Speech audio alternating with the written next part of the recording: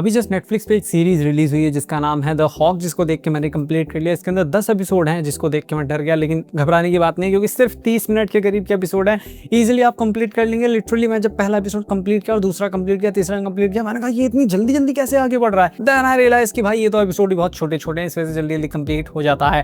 कहानी काफी इंटरेस्टिंग और सीरीज काफी इंटरटेनिंग मुझे तो लगी। ऑल दो ये एक इलॉजिकल कॉमेडी, मतलब इलॉजिकल चीजें बहुत सी आपको इसके अंदर देखने को मिलेगी, बट देखने में काफी मजा आया। कहानी इसके अंदर में देखने को मिलती है एक आदमी की जो कि काफी समय पहले बहुत बड़ा गोल्फ प्लेयर था, काफी इसका नाम था, लेकिन एक गलती की वजह से इसने अपने जीवन का सबसे बड़ा गोल मिस कर दिया। बट अब काफी सालों बाद जब इसका बेटा भी एक बहुत बड़ा गोल्फ प्लेयर बन गया है तो इसको मौका मिलता है कि वापस ये अपना नाम बना सकता है। लेकिन समस्या ये है कि इसका बेटा भी उसी गेम के अंदर पार्टिसिपेट कर रहा है, मतलब बाप बेटे आमने सामने आने वाले हैं, जहाँ पे बाप चाहता है वो जीते, बेटा चाहता है वो जीते, और तीसरा बंदा है जो चाहता है कि इन दोनों को हरा करके मैं जीत जाऊं। तो यहाँ पे काफी कॉम्प्लिकेटेड चीजें हो जाती हैं, जो कि चलो हमारा हीरो जो है वो अकेले जीते तो कोई दिक्कत नहीं है, लेकिन जब बाप होता है और सामने बेटा होता है और बेटे को जीतना हो और बाप बीच में आए तो चीजें काफी कॉम्प्लिकेटेड हो जाती हैं। तो ये सारी चीजें और साथ में कुछ और सब प्लॉट्स भी हैं जो कि वैसे तो आपको इलॉजिकल लगेंगे कि इसके अंदर करके आए हैं, लेकिन फिर भी देखने में मजा आता है। वो सब चीजें मिलकर इस सीरीज को काफी इंटरटेनिंग सीरीज बना देते हैं। सीरीज के अंदर आपको कुछ मूवीज के रेफरेंस भी देखने को मिल जाएंगे, like guardians of the Galaxy. अब पता नहीं कैसे डाल दिया, लेकिन सुनने में काफी मजा आया। उसी के साथ में सीरीज के अंदर जितने भी कॉमेडी सीन्स हैं उस पर ऐसे मैं पागलों की तरह हंसा तो नहीं, लेकिन देखने में मजा आ रहा था। मतलब इसके अंदर कॉमेडी तो है जो कि हमको खुश भी करती है, लेकिन बहुत ज्यादा हंसाती नहीं है। साथ में इसकी स्टोरी काफी एंगेजिंग, और ये सीरीज मुझे पसंद आने के पीछे एक रीजन ये है ना कि सीरीज काफी फास्ट पेस है। लाइक 3-4 एपिसोड बीतने के बाद मैं सोच रहा हूँ कि ये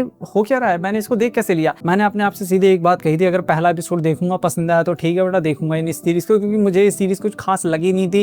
मतलब मैंने पहले से अपने मन में एक परसेप्शन बना लिया था, ये तो एक यूजलेस सी सीरीज है, दैट्स इट। इसीलिए मैंने कहा था एक एपिसोड देखूंगा, पसंद आया तो ठीक है, मैं देखूंगा ही नहीं। और थोड़ी देर बाद जब मैं तीसरे एपिसोड पे था तब मुझे रियलाइज हुआ कि अच्छा मैंने 3 एपिसोड देख लिए। तो इतनी अच्छी सीरीज ये है, मतलब कि बहुत तेजी से आगे बढ़ती है, जिसकी वजह से आपको टाइम का पता लगता नहीं है। सीरीज का प्रोडक्शन बजट काफी अच्छा, परफॉर्मेंस सभी की काफी अच्छी है, और इस सीरीज को फैमिली के साथ डेफिनेटली नहीं देख सकते। सीरीज के अंदर बहुत सी ऐसी चीजें आपके सामने आएंगी जो आप सोचेंगे ये इसके अंदर क्या कर रही हैं, मतलब क्या ये डालना जरूरी था, लेकिन कोई फर्क नहीं पड़ता उससे, चाहे जरूरी हो ना जरूरी हो। सीरीज देखने में काफी मजा आता है, इसीलिए मैंने कहा लॉजिकल चीजें इसके अंदर आपको डेफिनेटली बहुत सी देखने को मिलती हैं। और एक चीज जो मुझे सीरीज के साथ जोड़ के रखी थी वो ये, मैं देखना चाहता था कि ये बंदा कैसे अपने नाम को वापस कमाएगा। मतलब वैसे तो डायरेक्टली मैं क्रिकेट या कोई मैच देखने नहीं जाता, लेकिन अगर मूवी के अंदर हमारा हीरो जो कि पहले बहुत गरीब था या उसकी हालत काफ़ी ख़राब थी और दोबारा वो मैच के अंदर री एंट्री कर रहा है, वो अपना नाम बनाएगा, उसको देखने में मुझे काफ़ी मज़ा आता है। और उसी की वजह से शुरुआत से लेकर एंड तक मैं इसके साथ जुड़ा हुआ था। साथ में इसकी एंडिंग मुझे काफ़ी कमाल की लगी। जो मैं एक्सपेक्ट कर रहा था और जो आप एक्सपेक्ट करेंगे एंडिंग में वो बिल्कुल भी नहीं होगा, कुछ और ही हो जाता है, और वो और ज़्यादा अच्छा लगता है देखने में।